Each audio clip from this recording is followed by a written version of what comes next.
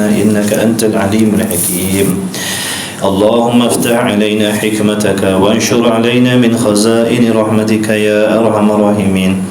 ربنا زدنا علما وفهما يا كاشف المشكلات. اكشف الحجب عن وجوه هذه المعاني حتى نطلع على خفية هذه المسائل، واحفظنا من الخطأ والضلال، فأنت موفق كل أمر وأنت علام الغيوب برحمتك يا أرحم الراحمين.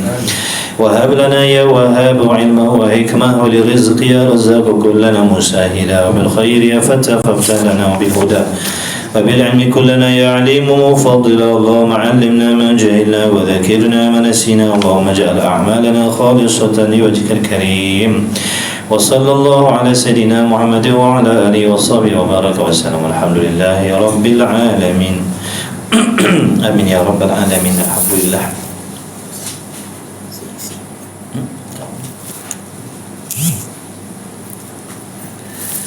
Alhamdulillah, ma ba'du. Wassalamualaikum warahmatullahi wabarakatuh. Sidang hadirin hadirat, para muhibbin rahimakumullah.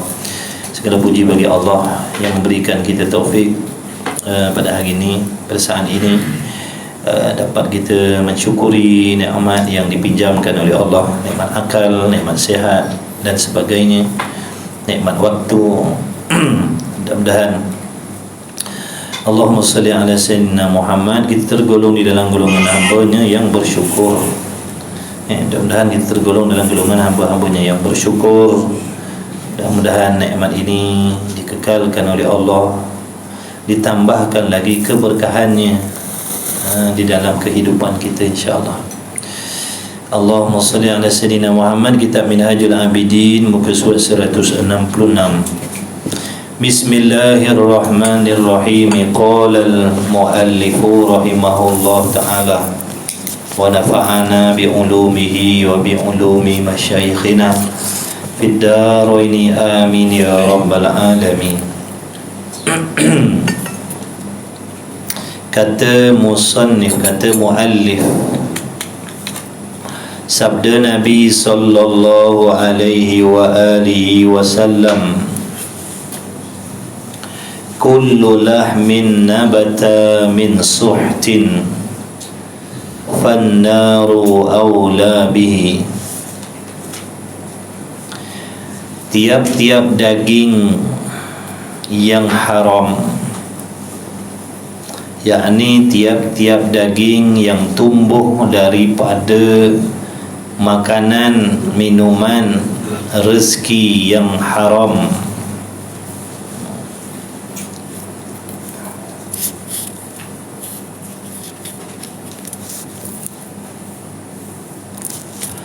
tiap-tiap daging yang haram, yakni tiap-tiap daging yang tumbuh, yang terjadi asbab daripada makanan, minuman, sumber usaha yang haram, maka api neraka terlebih utama dengan dia, dengan daging yang tumbuh daripada makanan, minuman yang haram tadi. Yakni selagi ada di dalam tubuh badan kita darah daging yang tumbuh asbab daripada memakan makanan yang haram ataupun meminum minuman yang haram ataupun makanan minumannya halal tetapi usaha mencari rezeki itu haram. Jadi bila sebut makan haram, dia ada dua. Satu, diri makanan tu haram, zat makanan tu sendiri haram. Arak contohnya, daging-daging haiwan yang diharamkan oleh Allah, ataupun makan makanan yang disembelih tidak mengikut syarak. Ayam kita karate je leher dia. Ayam tu kita karate je leher dia. Mati ayam tu, lepas tu kita buat gulai. Tu haram dah tu. Makan bangkai nama dia. Meskipun daging dia segar lagi, namanya bangkai.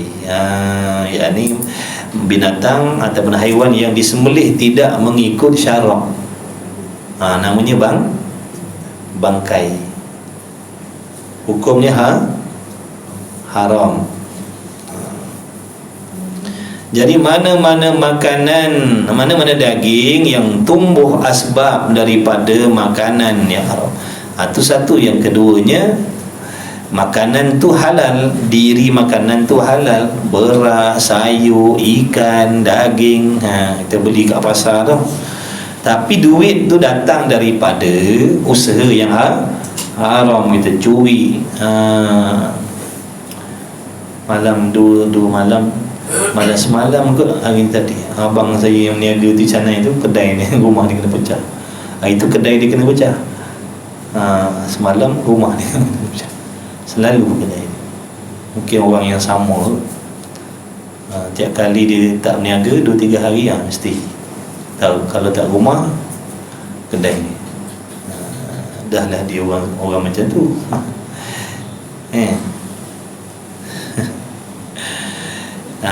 Gila curi tu. Orang tak bayar zakat tu, pergi curi. Orang kaya-kaya tak nak tolong orang fakir miskin ke, lain sikit ni. Ni curi orang susah juga. Naik.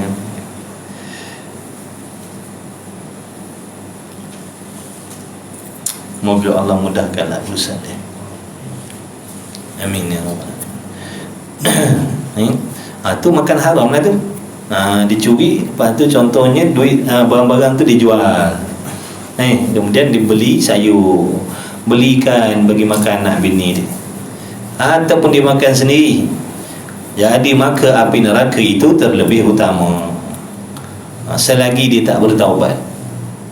Kalau dia tak bertaubat daripada perbuatan dia makan makanan yang haram, ataupun daripada sumber rezeki yang diusahakan dengan cara yang haram, maka api neraka lah, kata Nabi SAW, yang terlebih utama. Dia tak boleh masuk syurga dulu selagi tak dibakar daging-daging tu dengan api neraka. Wal'iyadzubillah. Jadi kita yang nak cari rezeki kena fikir betul-betul. Kena fikir betul-betul.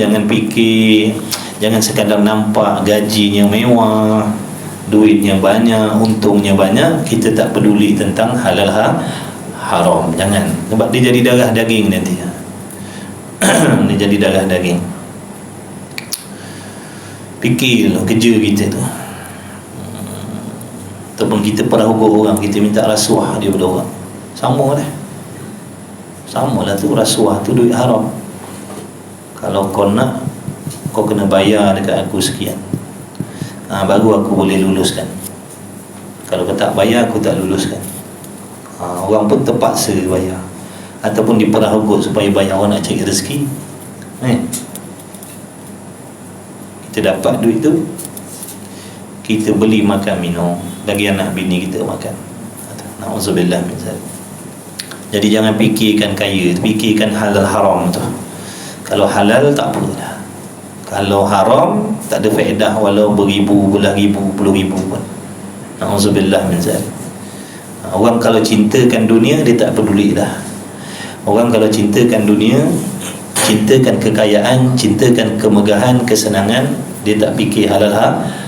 Asalkan nafsu dia tu nak kaya, nak mewah tu, kehendak nafsunya tertunai. Seakan dia tertunai. Nafsu ni nak kaya, nafsunya nak mewah, nafsunya nak bermegah-megah, nafsunya nak bersenang lenang dengan harta benda, dengan kekayaan. Dia tak peduli dah. Haram pun haram lah, asalkan tertunai kehendak nafsu. Na'udzubillah min zalik.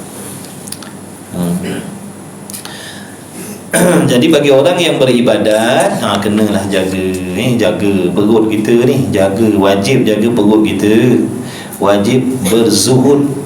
Wajib berzuhud daripada benda haram. Hukum berzuhud dengan benda haram ni hukumnya wajib, mesti. Berzuhud dengan benda halal tu hukumnya sunat. Zuhud dengan benda halal tu hukumnya sunat. Zuhud dengan benda haram hukumnya wajib, mesti. Sebab kalau tak ada zuhud dengan benda haram ni, kita akan capai Apa maksud zuhud? Benci kepada benda haram tu mesti. Zuhud dengan benda halal itu hukumnya sunat. Contohnya kita tak nak kita tak nak banyak-banyakkan harta yang halal. Kita ambil yang perlu je. Yang halal kita ambil yang perlu je. Kemudian sunat. Tapi yang haram mesti. Berzuhud dengan benda haram tu mesti. Jadi orang yang beribadat mestilah, wajiblah, lazimlah bagi diri kita memelihara perut kita ni dan perut anak bini kita. Jangan sampai dimasukkan rezeki yang haram, makanan yang haram.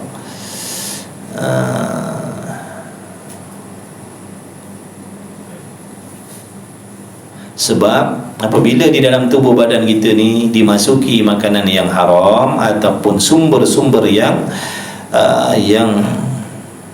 haram, cara cari duit yang haram, dia memberi kesan kepada tubuh badan kita.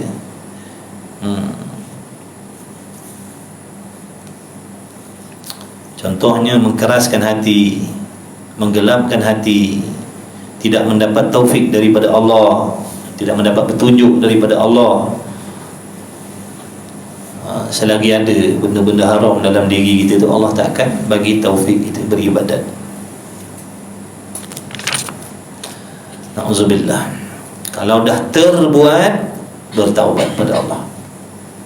Taubat sungguh-sungguh pada Allah. Mengikut syarat-syaratnya, syarat-syarat taubat dan rukun-rukun taubat. Macam mana cara nak bertaubat daripada termakan benda-benda haram tadi, ataupun dah makan benda haram? Macam mana cara nak bertaubat ni? Barulah Allah ampunkan dosa, barulah terselamat daripada janjian azab Allah Ta'ala ni. Tapi kalau mati dalam keadaan tak bertaubat kepada Allah, kita mati bawa dosa makan benda haram ni, maka api neraka lah yang terlebih utama bagi diri kita. Ini cerita tentang makan haram ni.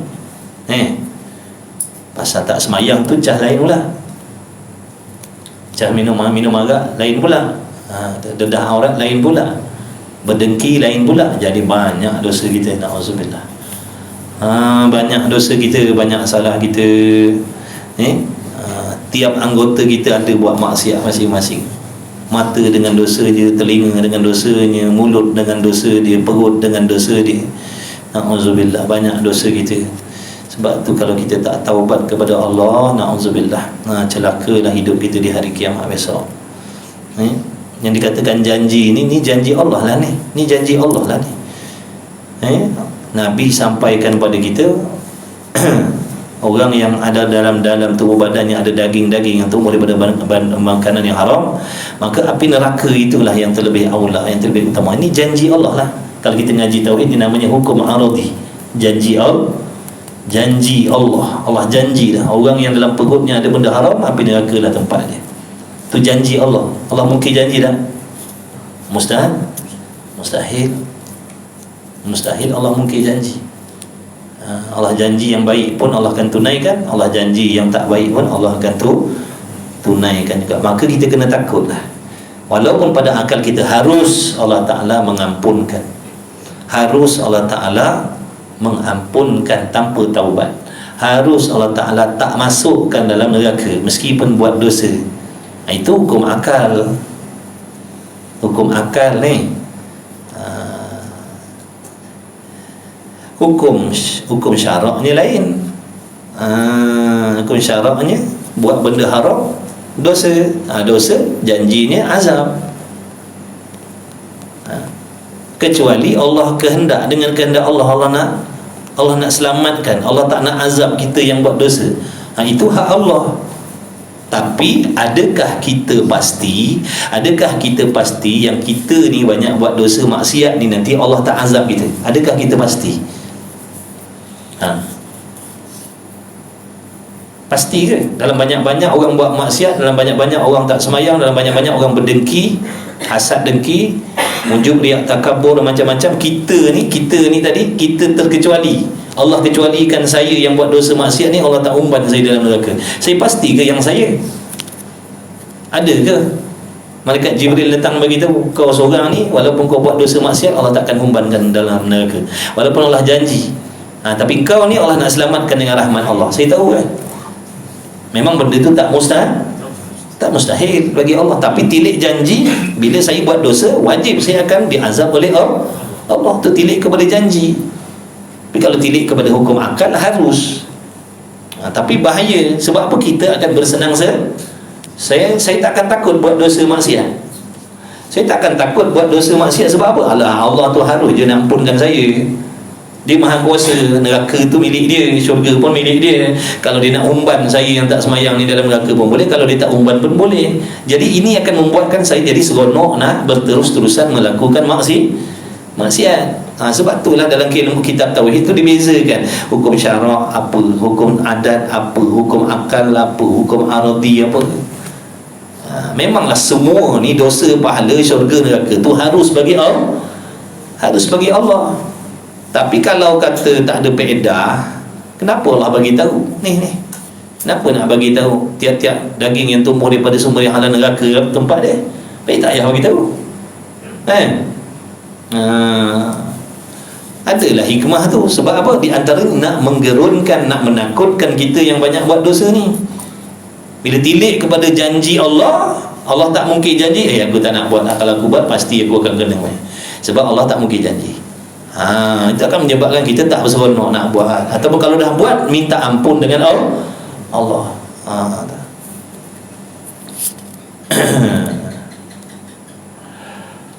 Tilik kepada hukum aradi mesti akan diazab oleh Allah Ta'ala, mesti. Sebab tu janji Allah. Tilik kepada hukum akal harus diazab oleh Allah. Tilik kepada hukum akal harus diazab. Tilik kepada hukum janji wajib diazab, confirm. Itu dia kecoh sekejap itu Ustaz Wadi kata orang yang dedah aurat gini confirm diazab oleh Allah. Betul dah tu. Tilik kepada janji, tilik kepada akal harus Allah azab. Kalau Allah tak nak azab pun tak jadi masalah. Jadi tak payah bergaduh kita lah. Orang minum arak, orang berzina, tak taubat, wajib diazab oleh Allah atas dosa dia. Tilik kepada janji, tilik kepada akal, harus Allah nak azab dia. Harus Allah nak ambil dia, masukkan dalam syurga tanpa hisab. Allah boleh buat sebab hak milik dia, ikut dia lah. Ikut dia lah. Allah nak masukkan orang minum arak dalam syurga tanpa hisab. Pada akal kata harus, tapi tilik kepada hukum janjinya mustahil. Berlawanan dengan Allah janji lah.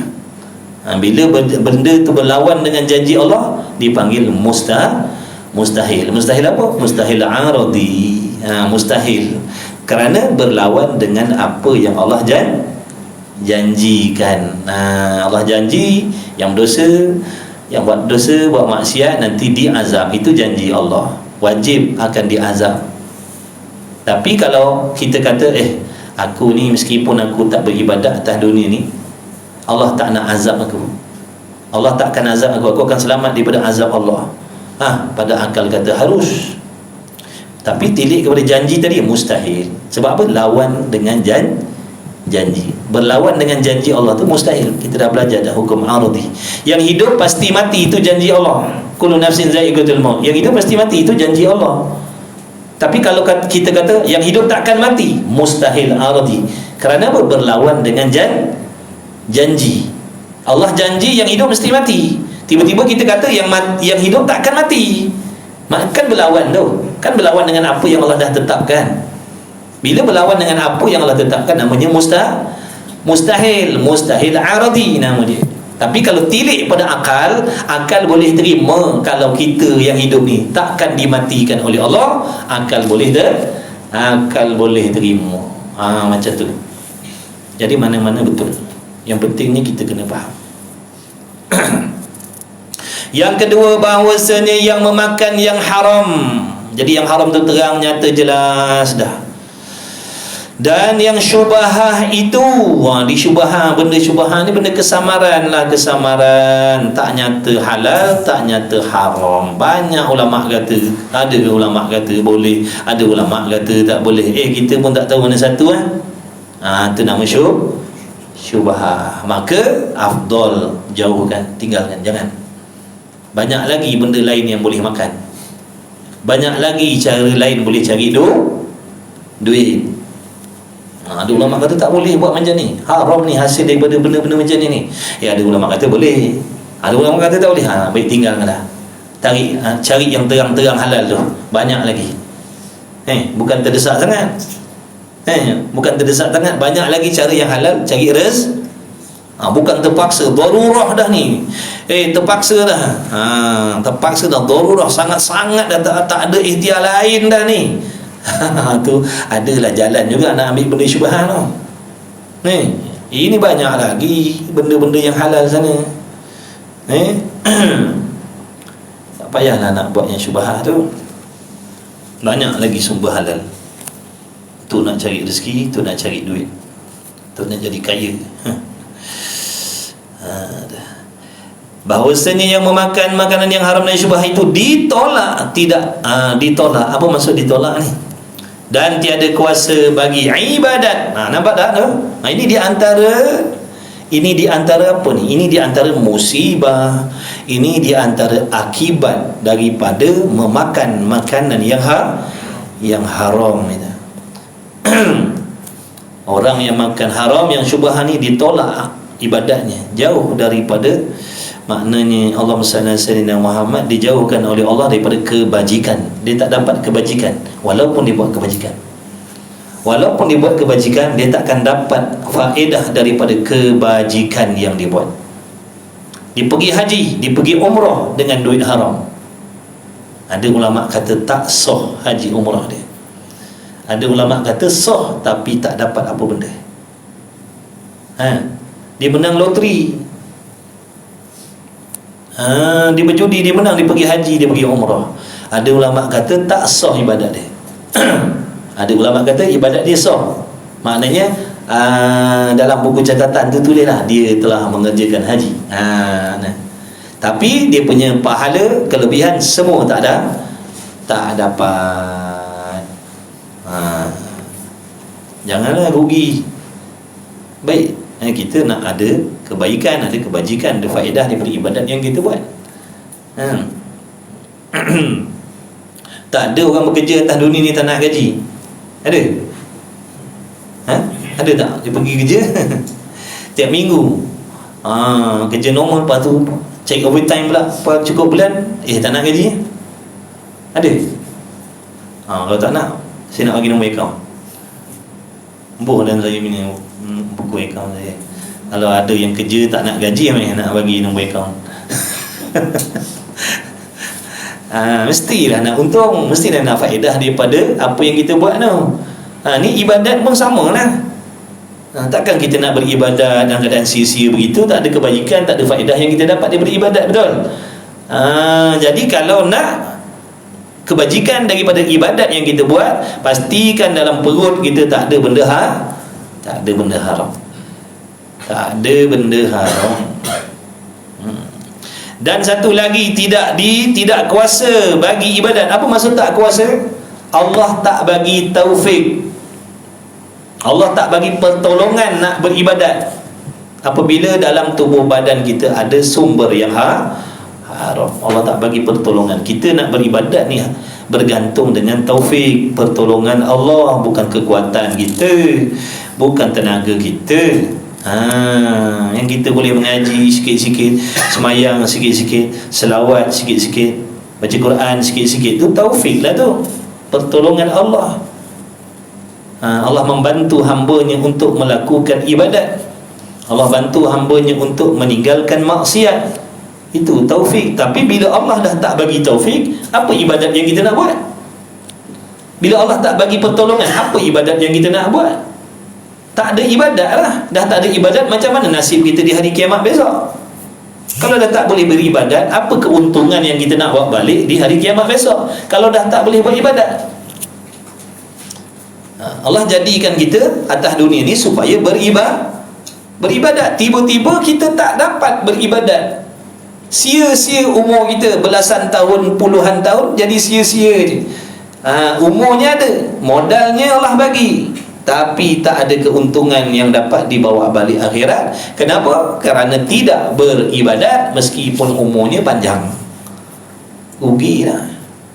Orang lain duduk atas dunia, dapat ibadat, bawa balik pahala banyak, senang hari kiamat besok, selamat daripada kecelakaan. Kita Allah bagi umur panjang juga, balik bawa dosa bergunung ganang. Orang lain bawa pahala bergunung ganang, kita bawa balik dosa bergunung ganang. Na'udzubillah min zalik. Sebab tak pandai cara beribadat, tak nak ambil tahu tentang cara beribadat yang menguntungkan kita.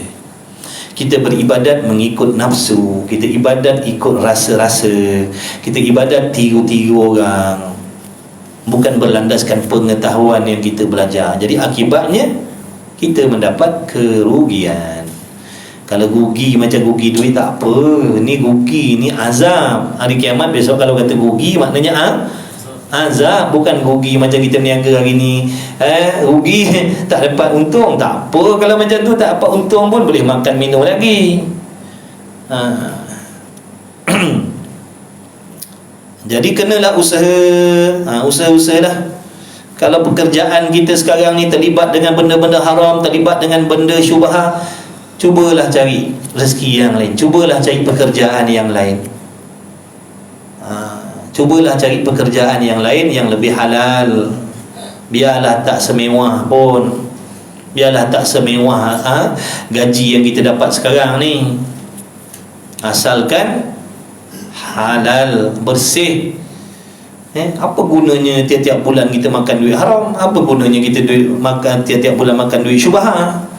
Berapa tahun lagi kita nak hadap tu? Cuba kita fikir. Berapa tahun lagi nak hadap benda-benda syubhah, benda-benda haram dalam pekerjaan kita tu? Berapa tahun? Kok Allah panjang umur kita ni?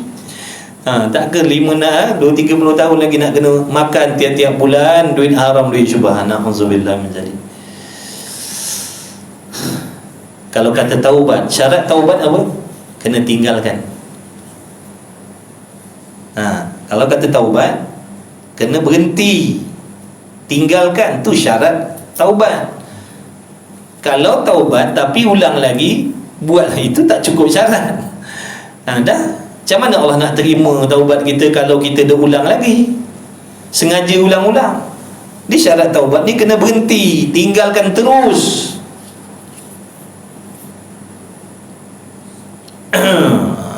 Moga Allah bagi taufik dah. Sebab tu kalau kita nak cari duit, tanya dulu alim ulama.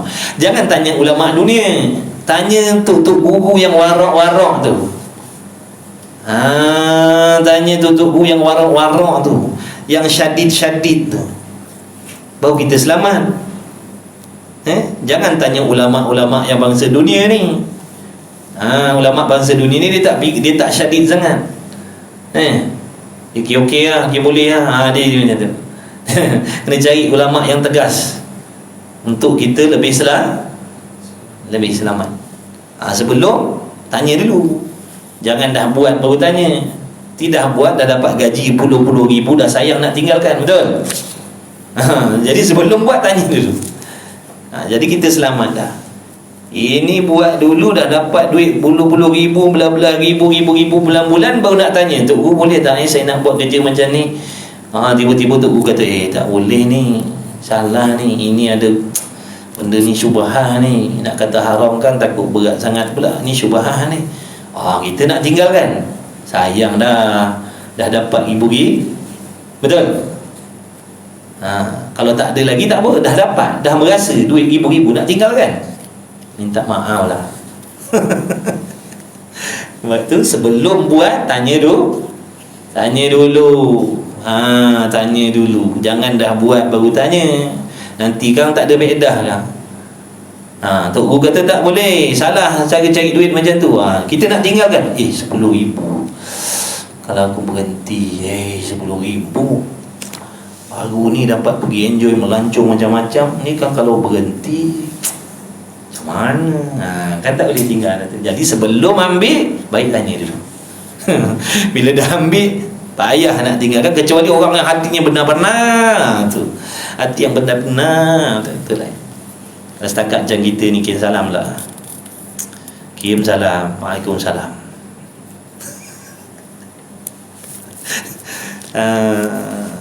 Baik tanya dulu sebelum buat. Nak melabur sini, nak melabur sana, melabur sini, melabur sana, tanya dulu. Tanya dulu. Cari tutup guru yang tegas-tegas tu, supaya kita lebih selamat.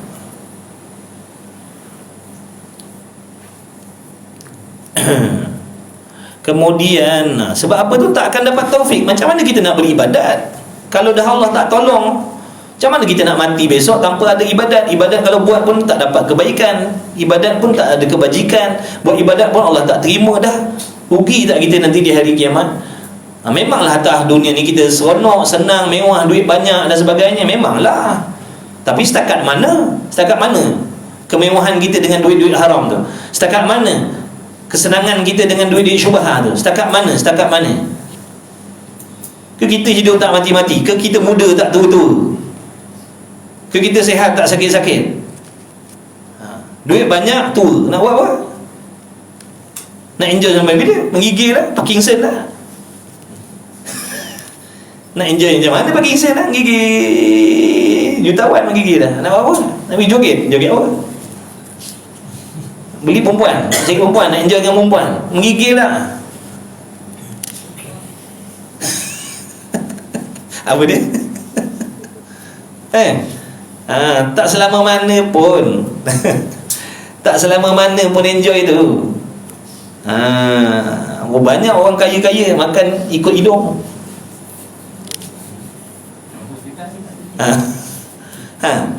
Kaya mewah, makan ke hidung.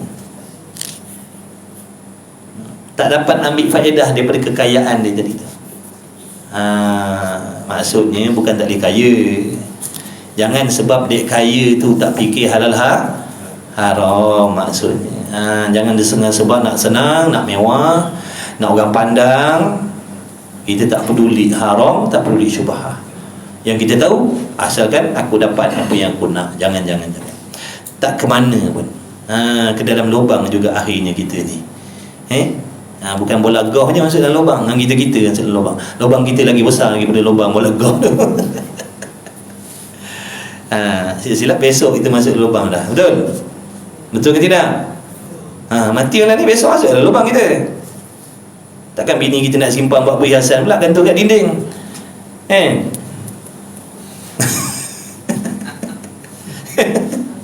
Mam, saya dah minta izin lah. Mayat laki saya ni jangan tanam. Saya nak buat kitchen. Saya nak bekukan, nak letak kat dinding, nak sandar kat belakang pintu. Ada? Tak ada. Dia halau busuk apa lama-lama. Mam, uruskan cepat Kalau boleh selepas subuh tu jalanan cepat-cepat. Busuk mam. Padan muka kita. Itulah dia balasan orang hidup pada kita. Jadi waspadalah nak sayangkan bini, nak sayangkan laki, sayangkan anak-anak, fikir banyak kali. Jangan melampau sampai sanggup membelakangkan syariat Allah. Jangan. Itulah balasan dia besok. Tak ada dia nak simpan kita. Tanam. Tanam duduk dalam lubang. Habis dah dikahwin lain padan muka kita. Kemudian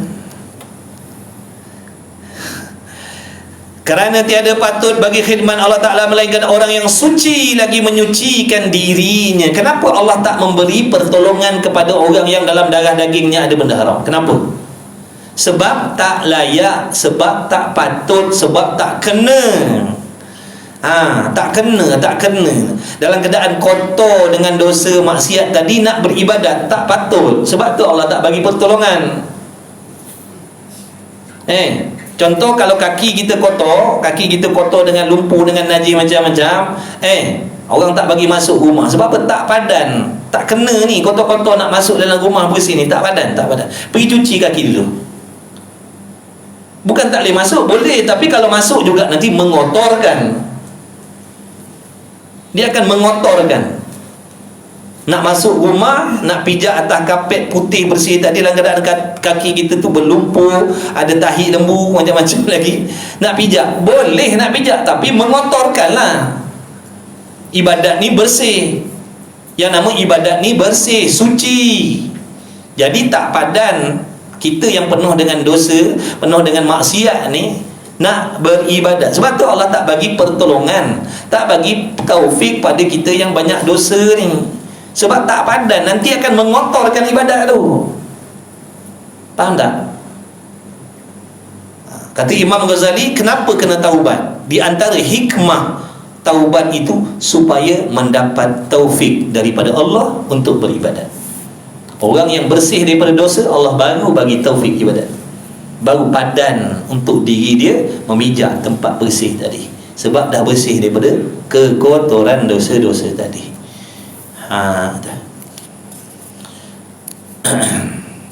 Kerana tiada patut, kerana tiada layak bagi khidmat Allah Ta'ala. Nak berkhidmat dengan Allah, nak beribadat, nak mengabdikan diri kepada Allah tu tidak patut, tidak layak, melainkan orang yang suci lagi menyucikan dirinya, melainkan orang yang suka membersihkan dirinya, bersih daripada najis yang nampak pada tubuh badan, pada pakaian, dan bersih daripada najis yang jenis tak nampak, iaitu mana? Dosa. Kena cuci, kena taubat. Macam mana nak cuci dosa? Taubat maksudnya. Barulah Allah akan bagi pertolongan. Lagi banyak dosa kita, lagi berat kita nak buat ibadat. Timbul soalan, kenapalah aku ni susah nak beribadat? Jawabnya, sebab kita banyak dosa yang belum ditaubatkan.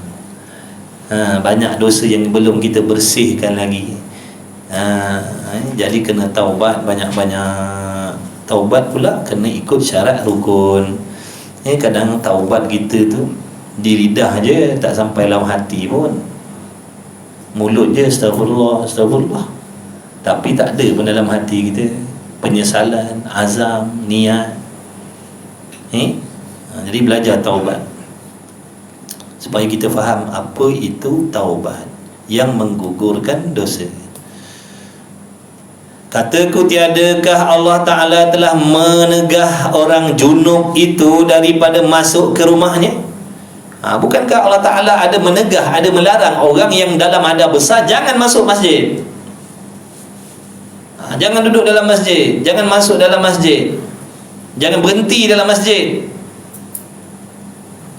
Kenapa tu? Sebab kotor. Hadas tu kotor, hadas besar tu kotor, tak bersih. Sebab tu kena bersihkan diri daripada hadas besar, baru melayakkan dirinya duduk berhenti di dalam masjid.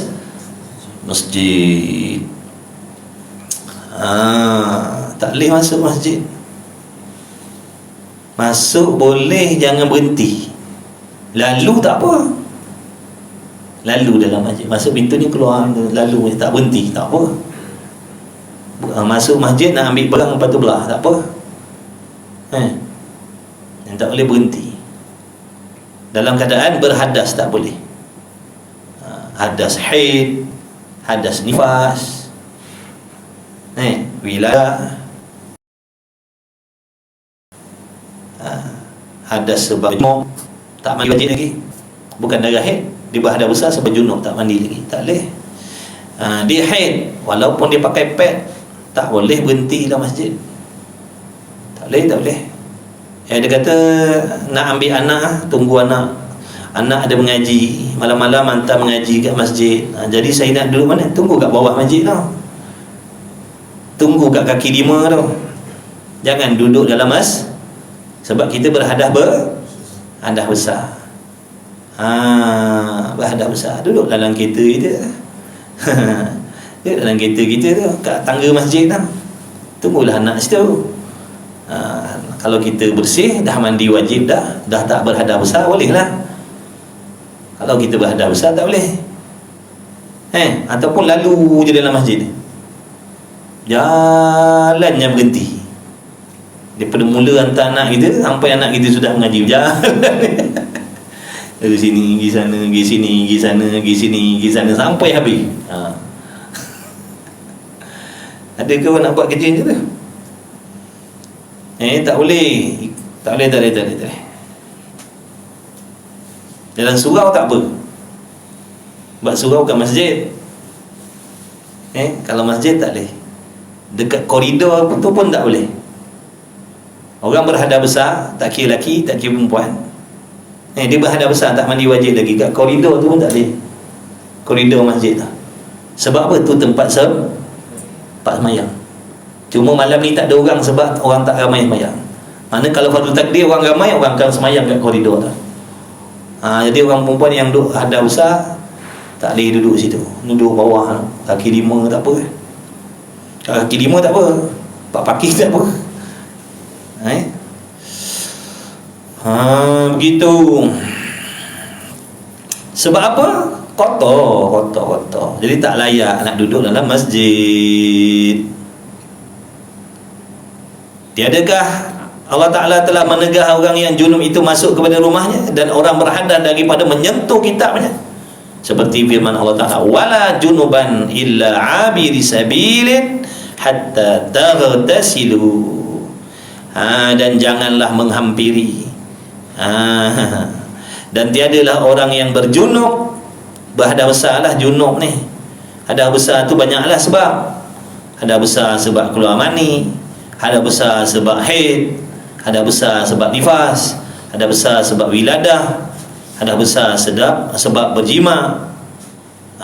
Walaupun tak keluar mani, walaupun tak inzal, tapi dia berjima, ada besar.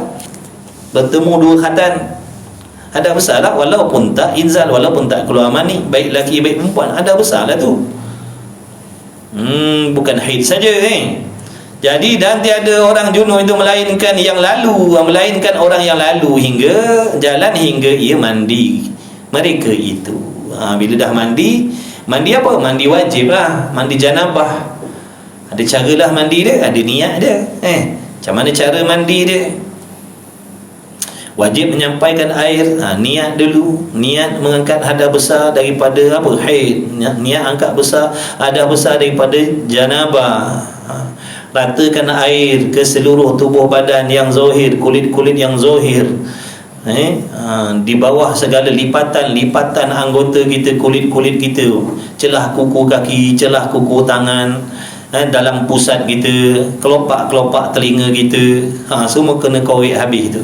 Sampaikan air. Kalau ada benda menegah, kena buang dulu. Cat ke, gam ke yang pekat-pekat tu, minyak grease ke, kena buang dulu. Daripada benda-benda yang menghalang air sampai ke kulit. Mandi berdiri, lepas tu mandi mencangkung. Sebab kalau kita berdiri saja mandi wajib ni, ada tempat yang tak sampai air. Nak gosok pun payah, sambil berdiri nak gosok pun payah kat celah punggung tu. Sebab tu kena mencangkung, barulah boleh sampaikan air. Di celah kangkang kita tu, kemutan dubur tu pun kena sampaikan air. Sebab dia masuk dalam anggota zahir. Sebab tu kena mencangkung. Ada orang kata berdiri pun boleh. Ikut kau lah. Ulama sebut dah, kena mencangkung, kena berdiri. Apa sebab nak kena cangkung? Sebab tu kemutan dubur tu, cuba kau berak berdiri tengok macam mana. Nak bagi faham. Jangan menyusahkan orang nak buat ibadat. Orang bukan menyusahkan, orang nak cerita cara beribadat. Jangan susah-susahkanlah orang nak mandi wajib, nak kena mencangkung lah. Cuba kau berdiri, kau berak berdiri tengok. Kena berak cair tak apa, berak keras tu tengok. nak bagi cerdik sikit yang jenis macam tu. Adalah orang jadi macam tu. Baru kita ada ngajar bab mandi wajib ni, dia kata buat apa, jangan menyusahkan orang. Nak kena mencangkung pula dah. Mandi berdiri dah lah, dia cakap. Kalau kau mandi berdiri, Mas Barah, kemutan tubuh kau juga boleh kena air dalam keadaan kau berdiri tu, tak apalah. Boleh jadi kau punya Mas Barah tu lain daripada orang, dengan berdiri pun boleh sampaikan air, tak apalah. Tapi pada adatnya, tubuh ni duduk belah mana? Kalau berdiri dia macam mana keadaan dia? Boleh sampai air tak agak-agak? Tak sampai, melainkan kena cangkung. Kemutan dubu tu kata ulama anggota zahir. Sebab waktu kita qada hajat buang air besar tu, dia terbuka tu. Waktu kita meneran tu, terberak tu, dia terbuka. Jadi kata ulama, ni kena sampaikan boleh ke sampaikan air kat situ dalam keadaan berdiri? Biar cerdik sikit pelotak kita. Orang nak mengajar buat ibadat, dia kata jangan nak menyusahkan orang buat ibadat. Berak keras aku berdiri tengok macam mana? Boleh? Jadi kena berdiri, kena duduk, kena cangkung. Kena cangkung tu sebab ada anggota yang takkan sampai air melainkan dengan cangkung. Kalau dia tubuh badan gemuk sangat besar, usaha sampaikan air. Usaha sampaikan air dengan berdiri, dengan mencangkung.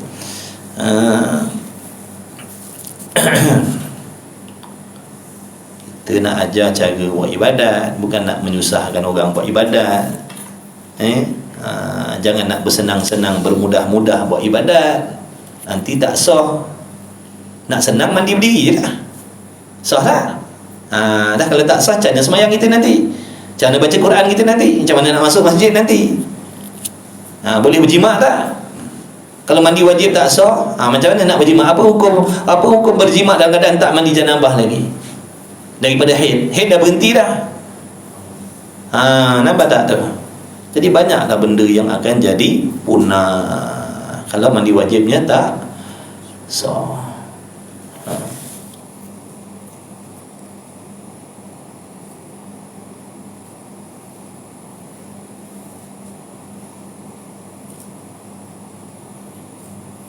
Yang pakai cincin, pusing-pusingkan cincin kita.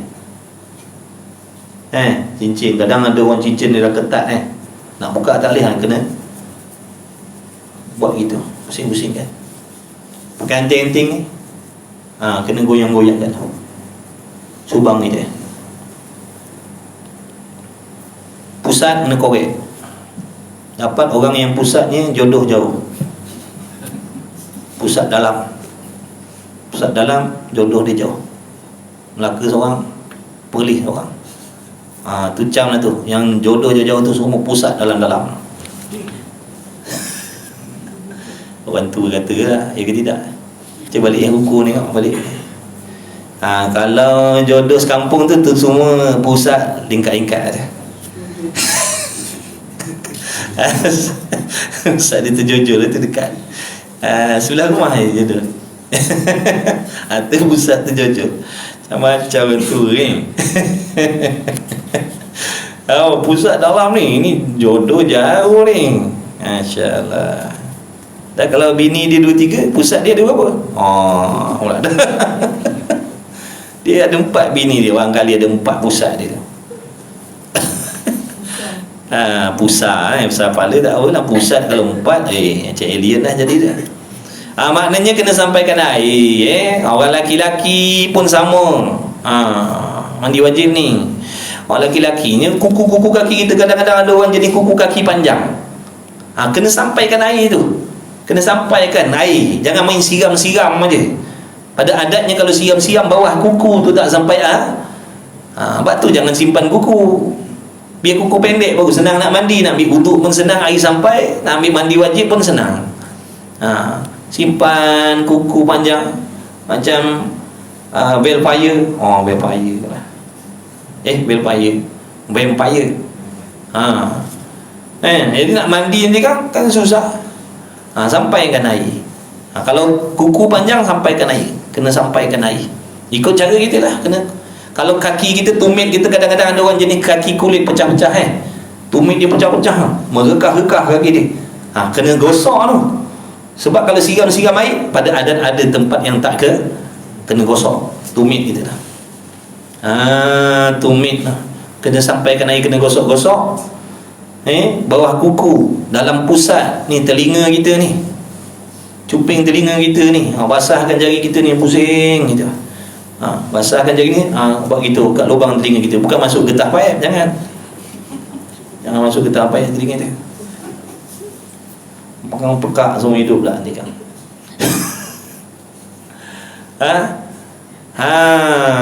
Gitu. Hasyafah zakar, orang laki-laki. Contoh ni baru masuk Islam, dia tak berkhatan lagi, wajib sampaikan air kepada kepala khasyafah dia, kepala zakar dia tu. Kena tarik kulit zakar dia tu, kena tarik supaya air sampai. Ni cerita hukum. Kalau tak cerita, tak tahu nak buat. Tak tahu nak buat, nanti kan salah buat ibadat tak sah. Orang perempuan mandi mencangkung, setakat mana farak dia terbuka tu, kena sampaikan air, kena gosok. Tak kira janda, tak kira anak dara, sama je. Habis. So jangan tanya-tanya lagi. Mandi tak kisahlah, mandi dalam bilik air ke, mandi kat laut ke, mandi wajib kat swimming pool ke, wajib lah sampaikan air. Barulah terangkat hadas besar. Bila terangkat, barulah boleh baca Quran, tanggung Quran, duduk dalam masjid. Nampak tak ada? Jadi begitulah. Kemudian la yamassu illal mutahharun, tiada menyentuh akan kitab Allah Ta'ala melainkan orang yang suci daripada hadas. Macam mana nak menyucikan diri daripada hadas? Dengan mandi wajib ataupun mengambil wuduk lah. Kalau hadas kecil, mandi wuduk. Kalau hadas besar, ambil wuduk. Kalau hadas besar, mandi wajib. Serta bahawasanya orang junub dan hadas pekerjaan yang harus. Nampak tak? Sedangkan berjunub daripada pekerjaan, serta bahawasanya orang yang berjunub dan berhadas besar itu tadi adalah satu pekerjaan yang harus. Bukan mana orang yang duduk dalam junub tu duduk dalam haram, dah. Bukan buat benda haram pun. Berjanabah hadas besar bukan haram. Pun Allah tegah masuk ke masjid dia, pun Allah tegah baca Quran dia, pun Allah tegah tanggung Quran. Lebih-lebih lagi yang buat benda haram, lebih-lebih lagi lah. Maka betapa orang yang iaitu orang terkelam di dalam laut, luat di dalam luat ni mana kotoran haram dan najis suhtun yang syubhah. Lebih-lebih lagi lah orang yang duk bergelumang dengan benda-benda haram. Manakala mendoa dan menyeru kepada khidmat Allah Subhanahu Wa Taala Rabbil Alamin yang mulia sebutannya, Maha Suci sekali-kali, tiada ada yang demikian itu selama-lamanya. Tak boleh jadi, tak boleh berlaku. Orang yang kotor, bercepah dengan dosa maksiat, benda-benda haram, nak melakukan ibadat. Sebab tu Allah tak bagi taufik, sebab tu Allah tak bagi pertolongan beribadat bagi kita yang banyak dosa maksiat. Hujan. Betul hujan. Hujan.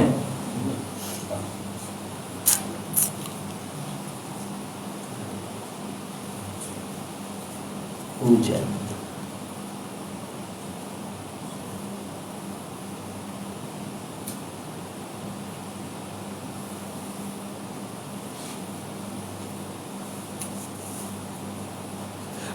Alhamdulillah.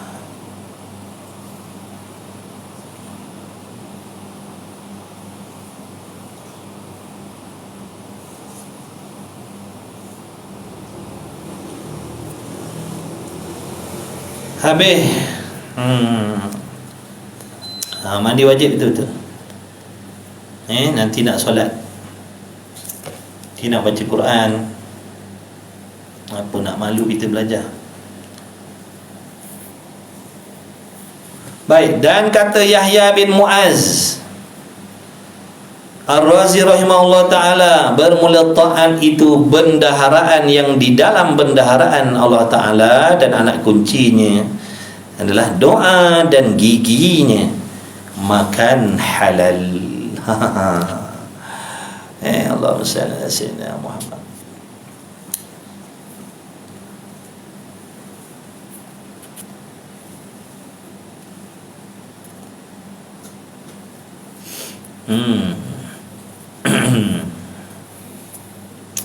Sebab tu lidah kita ni berat nak baca Quran. Sebab lidah kita banyak lidah kita banyak dosa. Sebab tu berat nak baca Quran. Lidah kita banyak dosa. Lidah kita banyak cakap yang haram. Lidah kita banyak cakap yang sia-sia. Sebab tu berat nak baca benda-benda baik. Kaki kita contohnya ada melangkah ke tempat haram. Sebab tu berat nak langkah tempat yang baik-baik.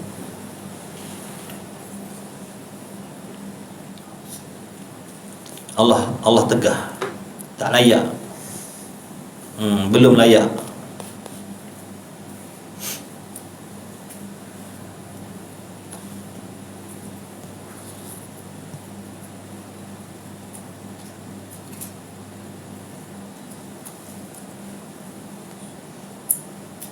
Bendaharaan, khazanah. Dan kata Yahya bin Mu'az Ar-Razi rahimahullah ta'ala, bermula ta'at itu bendaharaan, khazanah. Di dalam bendaharaan, di dalam khazanah Allah Ta'ala. Macam mana nak buka ni perbendaharaan ni, khazanah ni, macam mana nak buka ni? Ta'at tu perbendaharaan. Nak melakukan ta'at ni khazanah Allah Ta'ala. Jadi nak buka khazanah tadi kena ada kunci dia. Nak kena ada kunci yang khusus baru boleh buka khazanah tadi tu. Apa khazanah dia? Khazanah apa anak kunci dia? Dan anak kuncinya, anak kunci khazanah Allah Ta'ala tadi, iaitu doa dan giginya makan halal. Gigi tu, gigi anak kunci. Kalau kunci tu lurus saja, tak ada gigi boleh buka. Buat congkir gigi boleh lah. Kalau anak kunci tu ni lurus je, macam batang mancis tu, nak buka apa? Buat korek gigi boleh lah. Nak buka pintu tak boleh. Nak buka pintu dia kena ada kunci, ada gigi dia, ada gigi. Tuan-tuan nak tahu tak apa hikmah kadang zikir-zikir ada 12 kali, ada 41 kali, ada 287 kali? Tahu tak apa hikmah dia? Tu dia punya anak kunci dia. Dia punya gigi dia. Dia punya gigi. Sebab tu kalau kita salah baca, tak ikut jumlah yang ulama' dah besar tu. Contoh ulama' kata nakkan khasiat, kelebihan, gini-gini, baca la ilaha illallah sebanyak 113 kali. Contohlah kita baca lebih daripada tu, dia tak jadi lah. Betul? Sebab apa? Gigi tak sama. Gigi dia tak sama. Nak buka benda tu ada gigi dia. Jadi ulama besar 313 kali. Jangan lebih, jangan kurang. Kita kata lagi banyak lagi bagus. Kita pun baca lebih, tak boleh pun, tak jadi pun. Nak buka macam mana? Gigi terlebih dah. Kan anak kunci tu dia ada gigi. Kalau 3 lah, kalau 4 lah. Makna kalau kunci dia tu ada 3 gigi dia, kita buat 4, memang takkan boleh buka sampai bila-bila. Tu ada hikmah tu ulama besar. Baca begini sebanyak begini, lepas solat baca begini sebanyak begini. Kalau pada kita lagi banyak lagi bagus, betul. Tapi ada jenis zikir yang macam tu, lagi banyak lagi bagus. Tapi untuk amalan-amalan tertentu, contohnya baca ni sebanyak gini, baca bismillahirrahmanirrahim sebanyak 21 kali sebelum tidur, contohnya. Kita baca 51 kali. Tu hikmah nombor-nombor tu kan saja-saja tu. Itu hikmah dia. Selawat apa tu? Allahumma salli ala sayyidina Muhammad, baca sebanyak 15 kali. Jadi jangan baca lebih. Bagi dia yang dah beramal dan dah dapat dia punya khasiat dia, kita baca sebanyak sekian, 15. Dia pun ijazah lah kat kita. Kita pun kita kata terima lah ijazah amalan tu. Tok Guru dah pesan 15 kali, kita baca 14 kali, tak cukup gigi.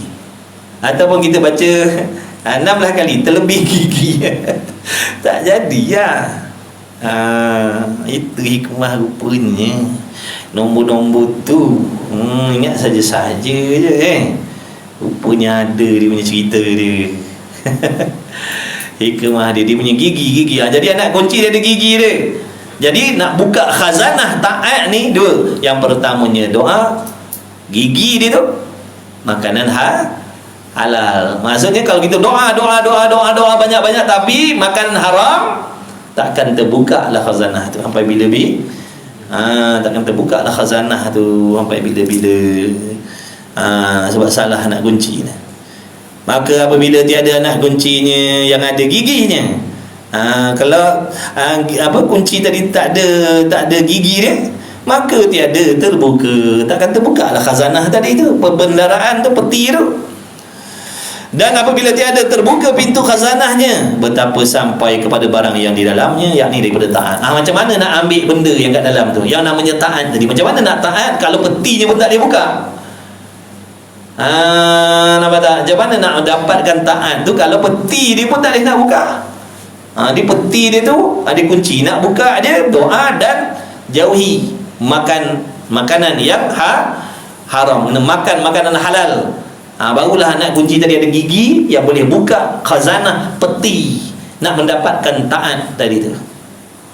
Wallahu a'lam. Malam ni kita balik cepat balik cepat sikit lah ni. Minggu lepas sebelah balik siang. Lawan malam ni lah. Wallahu subhanahu wa ta'ala a'lam. Moga-moga Allah memberi manfaat. Amin ya rabbal alamin. Mudah-mudahan dengan berkat majlis ilmu kita malam ini kita doa minta kepada Allah dengan berkat majlis ilmu, ya Allah, dengan berkat umat Nabi Muhammad SAW, dengan berkat Nabi Muhammad SAW, dengan berkat doa alim ulama, tutup guru yang soleh, yang bertakwa, berkat doa ibu bapa kita, berkat doa ibu bapa mertua kita. Mudah-mudahan semua kita sekalian yang diampunkan dosa oleh Allah Subhanahu taala, diampunkan dosa kita, anak bini kita, ahli keluarga kita, kawan-kawan kita, kenalan kita, semuanya tak terkecuali yang baru yang lama, tak peduli. Yang ada orang-orang yang buat kebaikan pada diri kita, suka tolong kita, suka bantu kita dalam apa jua bentuk, mudah-mudahan termasuk sekali semuanya diampunkan dosa oleh Allah, senantiasa diberi taufik hidayah, petunjuk oleh Allah, dibimbing oleh Allah untuk mencari redha Allah, diselamatkan kita daripada fitnah dunia, fitnah mati, fitnah akhirat. Mudah-mudahan kita semua dipilih oleh Allah, diberikan kelebihan, dipilih oleh Allah mati husnul khatimah. Mudah-mudahan Allah Subhanahu wa taala memberi taufik untuk kita membersihkan hati kita daripada sebarang jenis penyakit yang dibenci oleh Allah, dan menghiaskan hati kita dengan segala sifat yang dipuji oleh Allah Subhanahu wa taala. Mudah-mudahan Allah taala meluaskan rezeki yang halal lagi berkah. Mudah-mudahan Allah memberikan umur yang panjang lagi berkah. Mudah-mudahan Allah memberi keberkahan setiap apa yang kita usahakan di atas dunia kita. Mudah-mudahan Allah lahirkan di kalangan kita anak-anak yang soleh, yang solehah, yang bertakwa, berjaya dunia dan akhirat. Mudah-mudahan Allah taala pelihara keturunan kita sampai kiamat daripada terkena fitnah akhir zaman. Amin ya rabbal alamin. Bismillahirrahmanirrahim. Alhamdulillah wassalamu ala rasulillah wa ala alihi. Allahumma rabbana fa'na bima 'allamtana, rabbana allimna alladhi yanfa'una, rabbana faqih ahlana wa qarabatina fi dinina ma ahli kutri unsa wa dzakara sallallahu alaihi wasallam. Alhamdulillah rabbil alamin. Taqabbalallahu minni wa minkum minna wa minkum taqabbal ya karim.